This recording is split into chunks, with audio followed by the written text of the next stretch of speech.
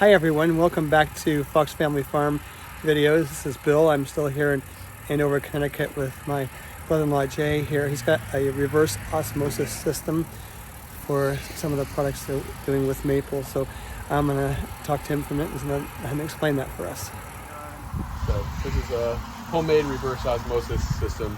What we do, we'll take the sap that we collect from the trees and pour it into this bucket where it's taking the sap into this reverse osmosis process, and then it takes it up into in this tube and pumps it, goes through a basic sediment type of filter, and then goes into these reverse osmosis filters.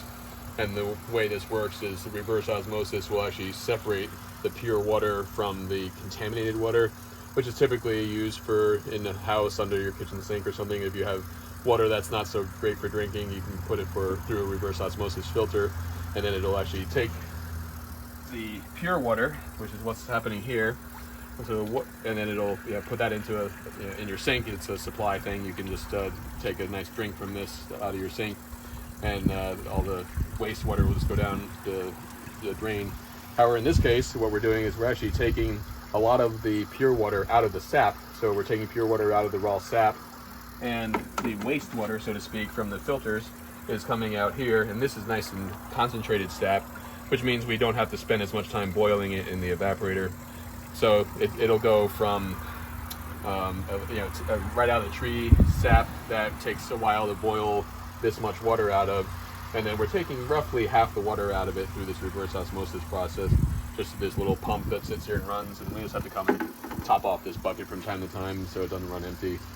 And then we put the concentrated sap into the evaporator, and it takes quite a bit less time to actually turn that into maple syrup than it does to turn the raw sap into maple syrup. Okay, so you're running two operations at once.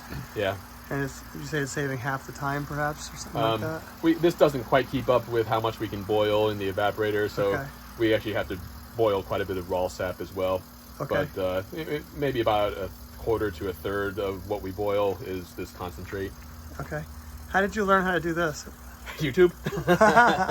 So you all are learning as well. YouTube, what we actually. did over the last few years. Ingenious ideas of how to make. Yeah, there are some people on YouTube that have better. shown their setups and go through all the specifics and what kind of components you need. Yeah. So we've just done the same type of thing and rigged up something that works for us. Amazing. And we can do this right here in our garage, so even if it's raining and snowing and stuff and more miserable to go outside, we can still just keep working on this in the garage and build up some concentrate that we'll then put it through the evaporator the next day. All right, so it comes raw like this and then runs through this machine and separates it into clear water. Yep. And sap is ready to boil off. Yeah, it's more concentrated. Yeah, amazing. Well, again, this is Bill from Fox Family Farm.